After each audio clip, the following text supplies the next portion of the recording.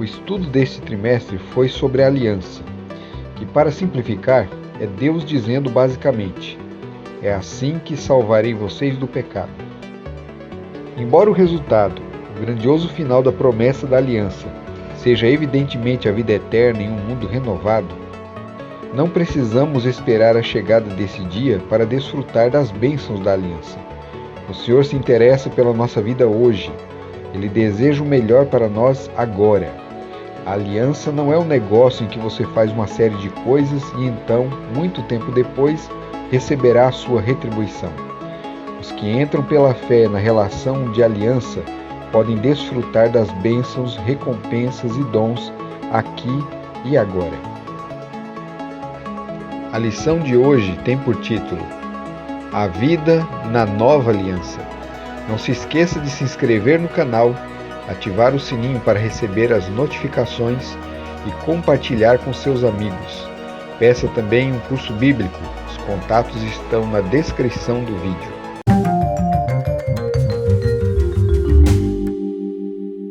Olá para você que é inscrito aqui no canal Pão do Advento. Chegamos agora à nossa fase final de estudos sobre as alianças. Foram 12 estudos, nós chegamos agora no 13º. Muita coisa ainda precisava ser dita. O tema da aliança ele é inesgotável, inesgotável. Então, eu aconselho você, continue estudando os temas da aliança, né? Esse é o pano de fundo do estudo bíblico da Palavra de Deus. Não tem como fugir disso aí. Tudo aquilo que você estudar na Palavra de Deus está inserido no contexto da aliança.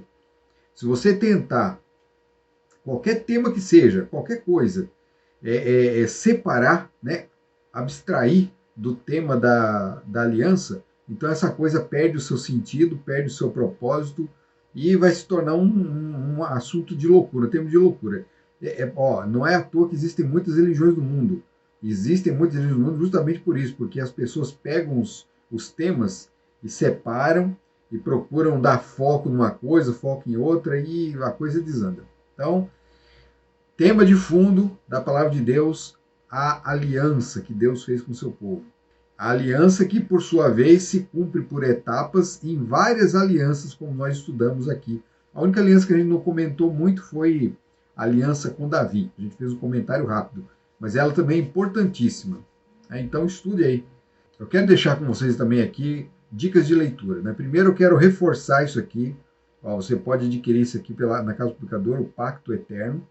Né? A Casa Publicadora também está lançando aí um outro livro, que eu não lembro agora o nome, mas você pode procurar lá, né? Pode digitar lá temas de aliança, né? Justificação pela fé. Você vai encontrar outros livros que abordam esse assunto aí. E outro livro que eu quero indicar para vocês, não trouxe ele físico aqui, mas vou colocar a imagem na tela, é esse aí, 95 Teses sobre Justificação pela Fé, do Morris Venden.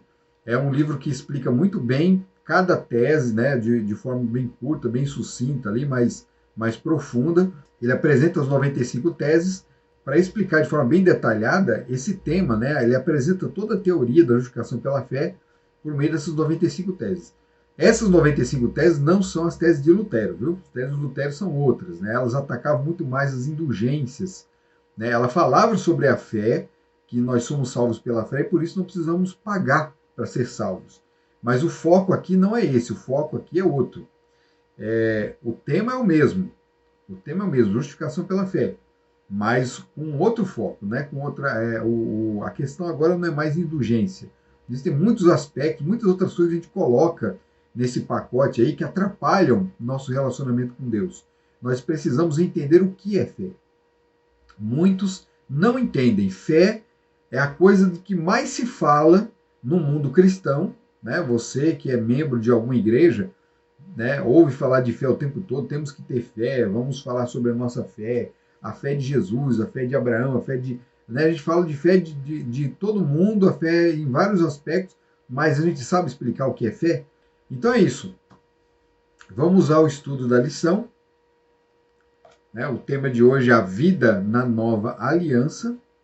Como sempre, são 5 tópicos, a lição sempre traz 5 tópicos, mas eu não vou tratar de todos os tópicos hoje. Nós vamos dar introdução ao estudo aqui, citando um texto de Romanos, capítulo 8, versos 1 a 4. Ele fala assim: agora, pois, já não existe nenhuma condenação para os que estão em Cristo Jesus, porque a lei do Espírito da vida, em Cristo Jesus, livrou você da lei do pecado e da morte. Porque aquilo que a lei não podia fazer, por causa da fraqueza da carne, isso Deus fez enviando o seu próprio Filho em semelhança de carne pecaminosa, e no que diz respeito ao pecado. E assim Deus condenou o pecado na carne, a fim de que a exigência da lei se cumprisse em nós, que não vivemos segundo a carne, mas segundo o Espírito. Esse texto de Paulo aqui, ele resume muito bem o papel da lei, ele apresenta de forma clara, apesar de ser um texto complicado, né? Mas a gente vai tentar destrinchar aqui rapidamente o que o texto quer dizer. Esse texto, como eu já disse, tem a ver com aliança. Paulo, ele trata o tempo todo do tema da aliança. Então, como eu disse, o pano de fundo é a aliança. Não procure entender esse texto sem entender as alianças antes, certo? Olha o que Paulo fala. Não existe nenhuma condenação para os que estão em Cristo, ou seja, todos aqueles que aceitam a aliança, aceitam o pacto, o acordo que Deus faz com o homem, para ele não existe mais condenação. Né? O homem ele é pecador, ele merece o quê? O que ele merece? O salário do pecado é a morte, o homem merece a morte. Mas quando eu aceito Jesus, eu me torno livre de condenação. Olha o que o texto fala. Não há condenação, estamos livres da condenação. É isso que o texto está falando, livres da condenação. Por que estamos livres da condenação? Aí Paulo ele vai começar a explicar. A lei do Espírito e da vida, nos livrou, a lei do Espírito da vida. Veja que está falando de lei. A princípio parece que está falando de uma outra lei, né? Tem a lei lá do Sinai e tem a lei do Espírito, são leis diferentes. Não. Paulo está apresentando dois aspectos da lei aqui. A lei do Espírito da vida em Cristo Jesus. Então existe uma lei do Espírito Santo em Cristo Jesus. Ela nos livra da lei do pecado e da morte. Em que sentido?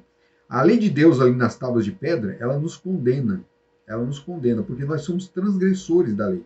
Lembra que quando Moisés desce do monte e vê todo aquele povo em orgias, adorando uma divindade que eles mesmos criaram, né, que Arão construiu ali, quando Moisés desce, ele quebra as tábuas da lei, porque ele está dizendo assim, a lei foi quebrada, o pacto foi quebrado, a aliança foi quebrada.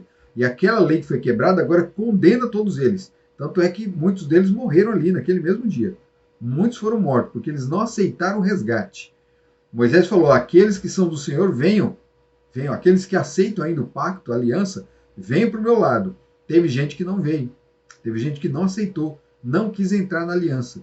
E agora a lei os condena. Se eles tivessem entrado na aliança, a lei não os condenaria mais. A forma de salvação ela ainda era a mesma ali nos dias de Moisés, a mesma do Novo Testamento. A diferença é que Jesus ainda não tinha vindo. Jesus ainda não havia ratificado a aliança com o seu sangue.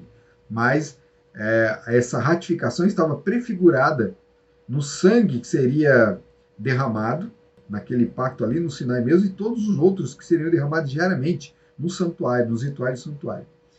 Então, olha, Cristo então nos livra da condenação da lei. Então, a lei exige nossa morte. Agora não morremos mais, porque Jesus, ele pagou o preço. E é isso que Paulo fala aqui. Olha o que Paulo diz. Porque aquilo que a lei não podia fazer por causa da carne, que era salvar o pecador, a lei não podia fazer isso.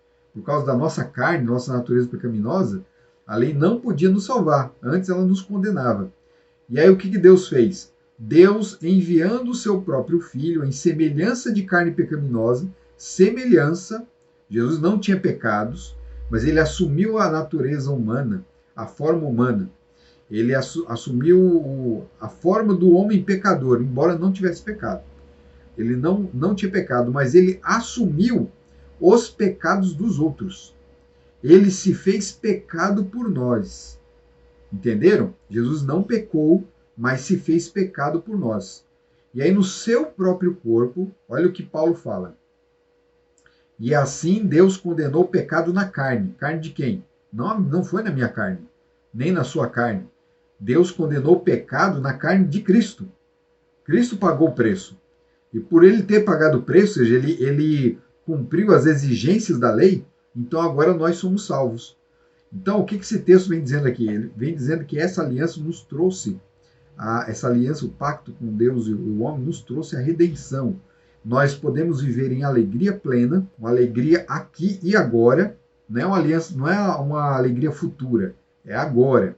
E nós podemos viver sem o peso da condenação, sem sentirmos culpa. Nós não somos mais culpados, porque Jesus assumiu a culpa no nosso lugar.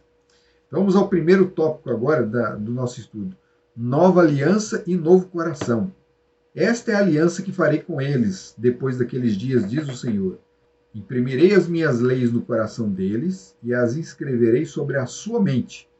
Acrescenta, também dos seus pecados e das suas iniquidades jamais me lembrarei. Hebreus 10, 16 e 17. Então, olha só o pacto aqui. Que já foi, isso aqui Paulo está repetindo aquilo que Jeremias disse lá em Jeremias 31. 31. A lei que Deus, a aliança que Deus faz agora com o seu povo é a seguinte: ele não vai escrever mais em tábuas de pedra, como na antiga aliança, né? Embora na antiga aliança Deus também tenha escrito no coração deles, certo? O Jeremias ele usou apenas isso como uma figura para se entender como era o plano da salvação. Porque muita gente estava se apegando, muitas pessoas estavam se apegando à letra da lei e às obras externas como meio, como recurso para se alcançar a salvação. Paulo está falando, não, a salvação não se alcança assim. Você aceita o pacto, a aliança, e Deus agora considera você justo. E o que ele faz? Ele vai colocar agora a lei dele no seu coração. O seu amor agora não é para com as coisas do mundo, né, para com o pecado, né, com a iniquidade. Agora o seu amor é para com as coisas de Deus, é para com o próximo, é para com o Senhor. Aquele que ama Deus sobre todas as coisas, ele cumpre os requisitos que Deus pede. E aquele que ama o próximo como a si mesmo, ele também cumpre os requisitos que tratam da responsabilidade moral que eu tenho para com o meu próximo. Por exemplo, aquele que ama o próximo, aquele que tem amor no coração, esse obedece à lei de forma real, de forma concreta, de forma que agrada a Deus. Porque aquele que ama o seu próximo, ele não mata, ele não rouba, ele não fere o seu próximo. Ele vai agir sempre em benefício do próximo. E aquele que ama a Deus, da mesma forma, ele vai agir em benefício de Deus, para agradar a Deus. Ele fará tudo aquilo que agrada ao Senhor. Mesmo que isso, às vezes, o prejudique, ou aparentemente o prejudique, porque, na verdade, nós não seremos prejudicados de fato, né? Lembram daqueles jovens que foram levados para a fornalha? Eles poderiam ter falado, não, isso aí que Deus está pedindo, Deus não quer isso, Deus não quer a nossa morte, Deus não quer o nosso mal. Aí eles vão lá e adoram a imagem para escapar da fornalha. Não, Deus realmente não quer o nosso mal, Deus não quer a nossa aniquilação, não quer a nossa destruição, e por isso que ele fez um pacto e aliança conosco, para a gente não participar da aniquilação total, que vai ser a destruição do pecado e pecadores. Ele nos ama de fato. Agora, nesse mundo aqui passaremos por provas, por dificuldades. E a nossa fé deve estar acima disso aí. A fé nos fará tomar as decisões que são contrárias à lógica humana. Nós vamos até colocar a nossa vida em risco, mas tudo pela fé que temos em Deus. Tudo pela missão. Aqueles jovens, eles pensaram em Deus. E eles falaram o seguinte: ó Senhor Nabucodonosor. Eles respeitavam o rei Nabucodonosor. Não foram desrespeitosos com ele. Nós temos um Deus que pode nos livrar da fornalha. Ele sabia que Deus não queria a destruição deles, que poderia livrá-los da fornalha. Só que eles falaram assim, eles sabiam também que Deus poderia não livrar. Não porque não os amasse, mas porque, às vezes, o martírio é necessário. Então, eles falaram assim, mas ainda que Deus não nos livre, nós não vamos nos ajoelhar diante da estátua. Não vamos nos prostrar diante dos seus deuses. E foram jogados na fornalha. E Deus os livrou. Né? No caso deles, foram livrados. João Batista não se livrou. João Batista perdeu a cabeça. O apóstolo Paulo perdeu a cabeça. Pedro foi crucificado de cabeça para baixo. Tiago foi também morto. Né? Herodes mandou matar Tiago. Foi o primeiro mártir dos apóstolos de Jesus. Foi o primeiro mártir. Estevão foi apedrejado. Então nós temos muitos exemplos de pessoas que perderam a vida por amor a Deus. Então, por amor a Deus, nós somos capazes de coisas incríveis. coisas que o ser humano não faria, né, se não tivesse fé. Então a fé é isso. A fé muda a nossa vida, o nosso comportamento, o nosso direcionamento. Ele muda a nossa forma de ver as coisas. Uma fé firmada na aliança, não uma fé qualquer. Não fideísmo, ou né, existe o fideísmo que é um extremo, onde a pessoa tem uma fé cega, uma fé obtusa, né, uma fé sem razão, uma fé sem conhecimento, uma fé que está firme no nada. Né? Mas tem gente que acredita que essa é a fé verdadeira. E não é também presunção. Tem gente que acha que por ter fé pode fazer o que quiser, pode ir onde quiser, porque as coisas não vão acontecer com ela. Né? Vão pegar em serpentes, as serpentes não vão lhes fazer mal. Né? Vai pegar serpente, vai. Vai colocar a mão na serpente, achando que a fé vai livrar você. Deus livrará você se houver necessidade, como ele fez com Paulo. Paulo realmente foi picado lá pela serpente, não aconteceu nada. Mas tem muita gente que foi picado por serpente, mesmo tendo fé, e morreu. Então não aconselho você a colocar a mão em serpente sem necessidade, não. Deus vai proteger você no momento certo, na hora certa. Apenas confie em Deus, apenas confie na sua direção. Não se coloque em situações de risco achando que isso vai provar a sua fé. Isso não é fé, isso é presunção, é diferente, certo? Vamos ao próximo tópico da lição. Nova aliança e vida eterna. Como eu disse a vocês, nós já podemos experimentar as bênçãos da aliança nessa vida aqui. Mesmo no meio da confusão, no meio das perseguições, no meio dos tormentos que a vida traz, porque tormentos vai vir para todas as pessoas, viu? Mas nós podemos ser felizes agora, mesmo diante das provas. Jesus falou assim, olha, tem de bom ânimo. Ele não fala para ter mau ânimo, para ficar desanimado. Tem de bom ânimo. No mundo passareis por aflições, mas tem de bom ânimo. Eu venci o mundo. Então Cristo é vencedor. Diante das provas que vão surgir, Cristo venceu. E nós podemos vencer junto com ele. É isso que ele está falando. Então nós não precisamos ficar tristes.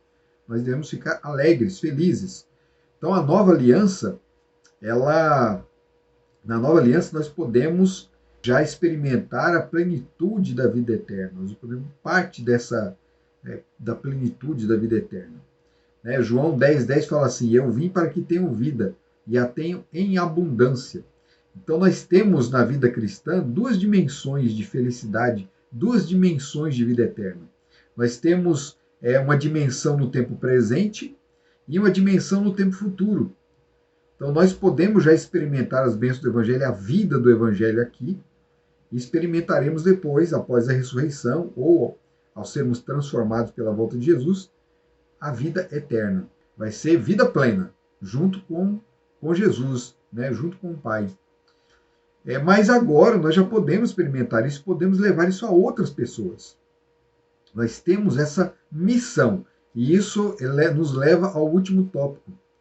Nova aliança e missão. Mateus 28, 18 a 20 fala, Jesus aproximando-se falou-lhes dizendo, toda a autoridade me foi dada no céu e na terra. Portanto, vão e façam discípulos de todas as nações, batizando-os em nome do Pai, do Filho e do Espírito Santo, ensinando-os a guardar todas as coisas que tenho ordenado a vocês.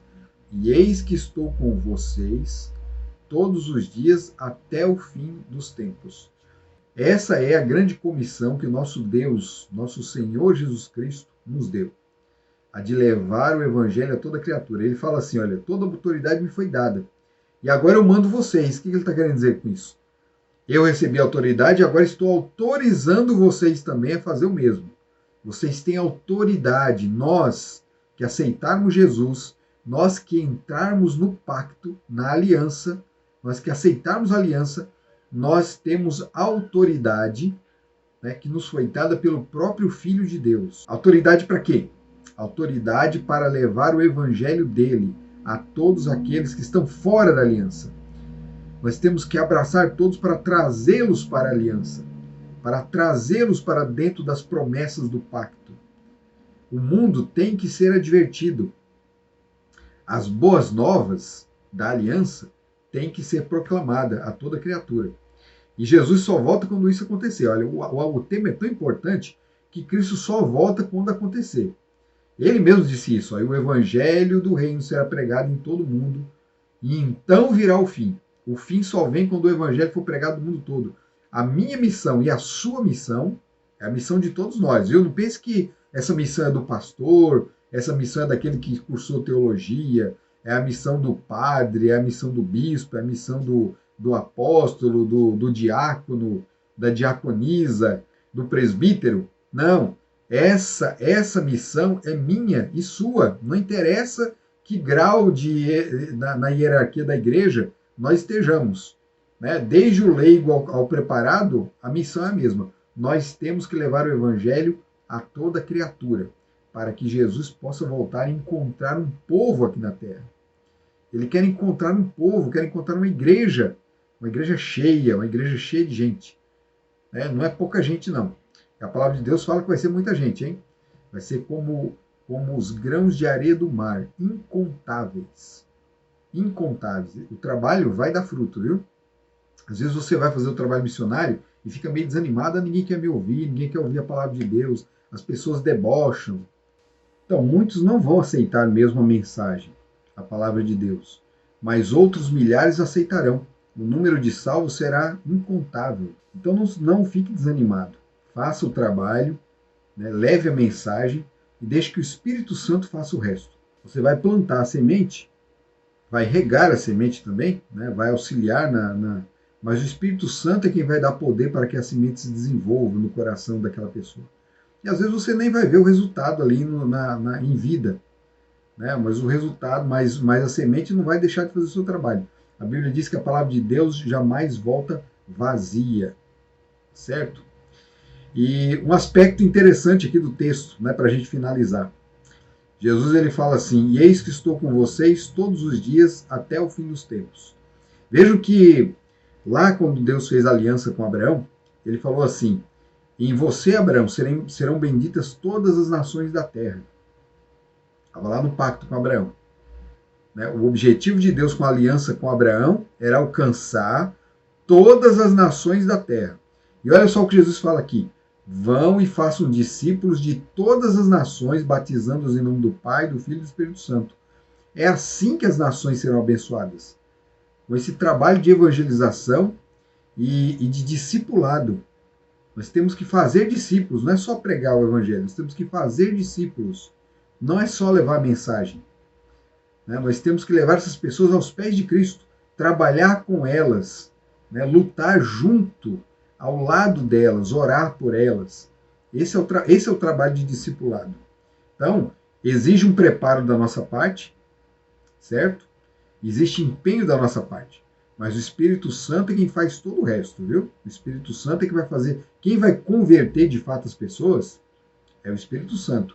O Espírito Santo, nós levamos a mensagem e o Espírito Santo vai cuidar de inscrever no coração do novo discípulo a sua lei, a aliança. E assim as nações serão benditas. Assim as nações serão abençoadas, quando levarmos o Evangelho a todas as nações. E no final do texto, Jesus declara o seguinte: e eis que estou com vocês todos os dias até o fim dos tempos. Lembram-se quando foi feita a aliança com Moisés? Assim que foi feita a aliança, Deus deu uma instrução a Moisés: faça um santuário para que eu habite no meio de vós. Qual sempre foi a intenção de Deus? Habitar no meio do povo. Só que ele não podia, porque se Deus fosse habitar no meio do povo ali, se manifestasse no meio do povo, o povo seria destruído. Então Deus deu ordens a Moisés para que ele fizesse um santuário. Nesse santuário, Deus se manifestaria, mas não visivelmente a todas as pessoas. Eles enxergariam a luz, o brilho, o fulgor da sua glória, mas não completamente. Né? Estaria velada pelo santuário. Jesus, agora no Novo Testamento, é o nosso santuário. Em Jesus, Deus habita conosco. Nós ainda não enxergamos a glória dele ali face a face, mas estamos no processo, entramos no processo de santificação para que um dia possamos vê-lo face a face. Só que Jesus já está conosco. Deus já está conosco. Lembre-se que o nome de Jesus, né, na profecia de Isaías, é Emanuel, que significa Deus conosco. Então Jesus ter vindo a essa terra morrido, morrido no nosso lugar, né, ter se sacrificado em nosso lugar, pagado o preço da nossa dívida, foi para que Deus pudesse habitar no meio de nós. E ele habita.